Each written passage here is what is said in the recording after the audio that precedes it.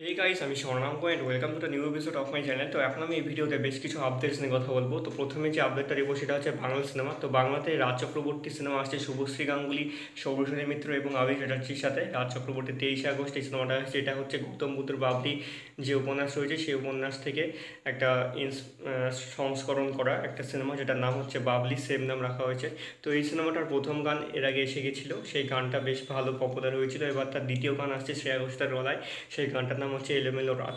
দেখা যাক এই গানটা কেমন হয়, এবং শ্রেয়া ঘোষালের যারা ফ্যান তাদের জন্য আবার একটা ট্রিট গান এবং ভালো কিছু আসতে চলেছে, একটা রোম্যান্টিক গান।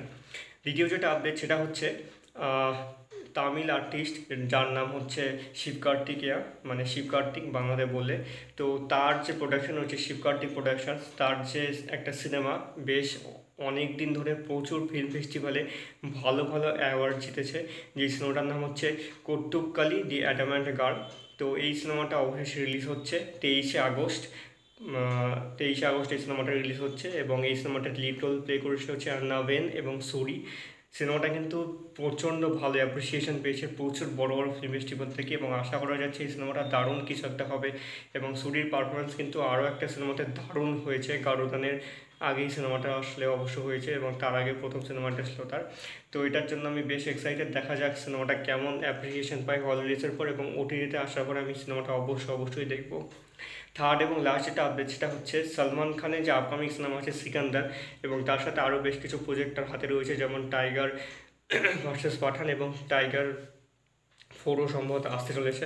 এছাড়া আরও 2-3টা সিনেমা যেগুলো রিউমার হিসেবে রয়েছে, যেটা হচ্ছে বিগ বুল এবং বজরঙ্গি ভাইজানের সিকুয়েলও কার্ডে রয়েছে। দেখা যাক ওটা আসে কিনা এবং কী হয়। তবে এর সাথে কিক টু যে রিউমারটা চলছিল, এবং সেই রিউমারটা মোটামুটি এখন প্রায় কনফার্ম হয়ে গেছে। কিক 2 এর হচ্ছে স্ক্রিপ্টিংয়ের কাজ চলছে বর্তমানে। সজিদ নাদিয়াদওয়ালা যে প্রোডাকশন রয়েছে, নাদিয়াদওয়ালা গ্র্যান্ডসন, তো তারা 2025-এ সিকান্দার রিলিজ করার পর তারপরেই এই সিনেমাটার প্রোডাকশনের কাজ শুরু করবে, এবং সিনেমাটা সম্ভবত 2026-এর দিকে শুটিং শুরু হবে, এবং 27-এর শেষে বা 28-এর দিকে এই সিনেমাটা মুক্তি পাওয়ার সম্ভাবনা রয়েছে। দেখা যাক কিক টু সিনেমাতে আবার কী হয় এবং কীভাবে সেই স্ক্রিপ্টিংটা হয়। এটা কি স্ট্যান্ডএলোন একটা সিকুয়েল হয়, নাকি একদম যেখানে গল্প শেষ হয়েছিল সেখান থেকে আবার শুরু হয়। তো এই ছিল আজকের আপডেট। তোমাদের কেমন লেগেছে কমেন্ট করে জানিও, আর আমার এই ভিডিওটা ভালো লেগে থাকলে অবশ্যই চ্যানেলটিকে সাবস্ক্রাইব করতে একদম ভুলবে না।